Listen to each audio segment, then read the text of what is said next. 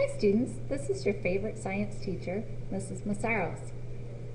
I'm going to walk you through the expectations for your PBL assignment and to try to show you a timeline of when your things that are due should be done. First of all, I'm going to take you to the information page that I gave you. If you look, you have to do 5 different things. One is to create a map, one map per group that shows where your events happen throughout the world. Make sure you have a key.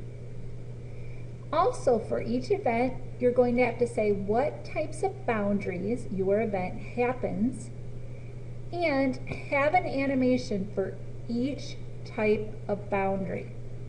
Remember, if you do Minecraft or you use Scratch or some kind of coding technological activity, I will give you extra credit if you use those to show your animation. You're going to have to create a warning and make sure that you have a flyer, an advertisement, a news article, any of these things. Your warning should have a specific location, so you're going to pretend as if the event, the earthquake or the volcano you're going to choose, is happening at that moment. So you're going to choose a specific location where it could actually happen. Give a specific cause for that kind of event. So in other words, you're going to say the type of plate boundary that's there, as well as how they're moving. And then the possible impacts on humans. So you're going to be very specific on how humans or their property can be affected. You will need to present this, and you also need to have a bibliography. Just a quick little hint, if you look at the front and say your activity was riffs. Riffs only take place under one of my columns. That means it happens at one specific type of plate boundary, so you'll need to have one boundary and one animation. But say you chose volcanic islands or island arcs. This happens at boundary type 1 and boundary type 2. So that means you need to identify the 2 types of boundaries that volcanic islands happen at, as well as have 2 different animations. So let's start with our map. First of all, the map can be put under the document camera, or you can take a picture of it and put it into your presentation. So, for example, let's say you're making a slide, and we're going to call this convergent boundary. And then down here I'm going to say earthquakes can take place at convergent boundaries. Okay? So, let's say I want a picture here, and I'm going to insert the picture right here.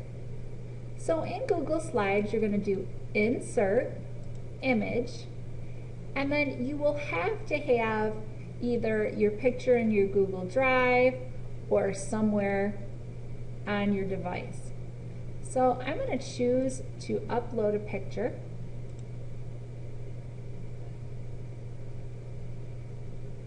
So it'll take me to my documents in case you saved it on the desktop. And I'm going to go to Pictures.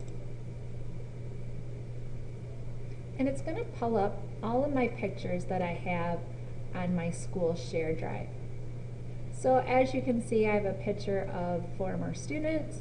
So I'm going to choose that and upload that picture.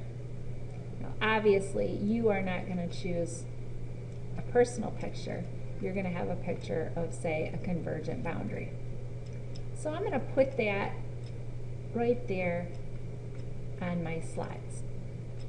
So if you wanted to take a picture of your map, if you completed it on paper, you could put it right in here.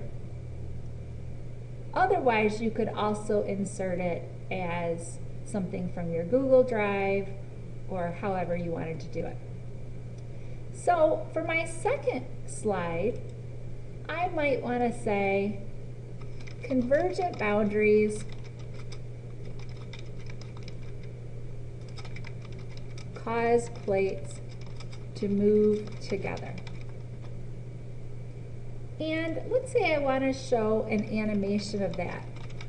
So I'm going to simply type the word animation, and then I'm going to make it so that when I'm presenting this to the class, I just need to click the word animation and my animation will come up. So I'm going to highlight that and go up here to insert video. You could also do link. So I'm going to search YouTube and I'm going to say convergent boundary.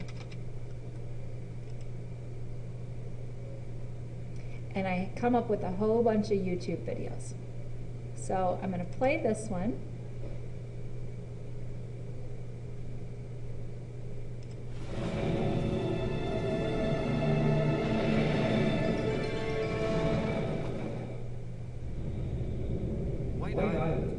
Oh, I really like how it's showing the volcanic island. So I'm going to choose that image to put that in there. So I'm going to select this one. Now, when I click on the video, it will come right up for my fellow students that are watching my presentation.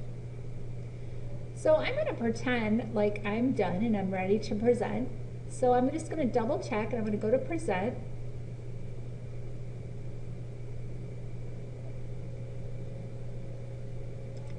And as you see, the video will happen without me having to find a website and type it out. So that is one way to make your life a little easier. Now let's talk about your bibliography. Every single thing that you take off the internet, you have to cite in your Works Cited page. Even if you looked at a map and colored some information from that map, you need to include that in your bibliography. So if you go to Moodle,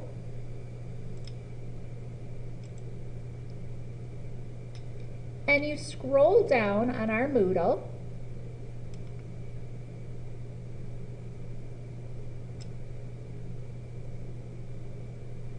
computer's a little bit crazy right now. You're going to click How to Create a Bibliography.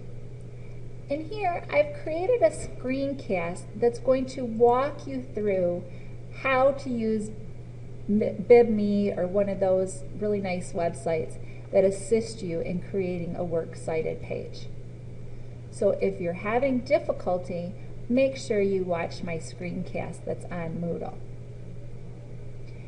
The last thing I wanted to show you is if you were interested in doing Scratch, if you go to scratch.mit.edu, and some of you have used Scratch before, you could create your animation in here to get extra credit.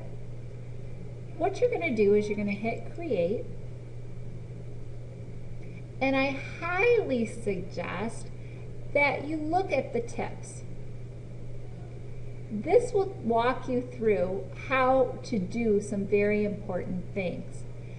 Now for you, you really don't need to know how to do these projects, at least right now. So you're just going to do the getting started with Scratch, and it will help you work through this.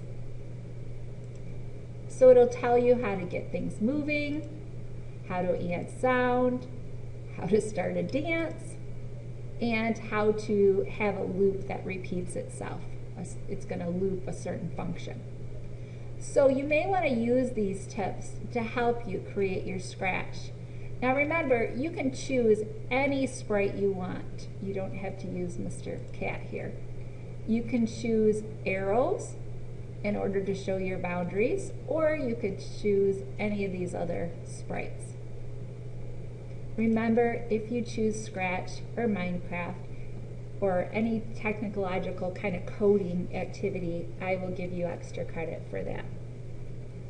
The last thing I want to point out is Notice if you go to your rubric, I would like for you to use this as a checklist. So each day, especially if you're working in a group, you may want to go over to your rubric and kind of check off what you've done so far and have a plan on what needs to be accomplished for the day. Now notice we have some other things that are down here. You will be turning in a data collection sheet once the presentations are done. And then remember, you also get points for being on task. So if you are off task and you have to be reminded to get on task, you will lose points. If I have to remind you more than once or twice, then you will be sent to the SIR room and you will not be allowed to work with a group. You'll have to complete your presentation and your project by yourself. So I hope that you work hard on your PBL and make me proud when I watch your presentations. Remember, this is worth 95 points, so it's well above a test grade. It's very important that you use that rubric as a kind of checklist to be prepared and to make sure you have all the different points for your PBL. Good luck. If you need any help, please ask.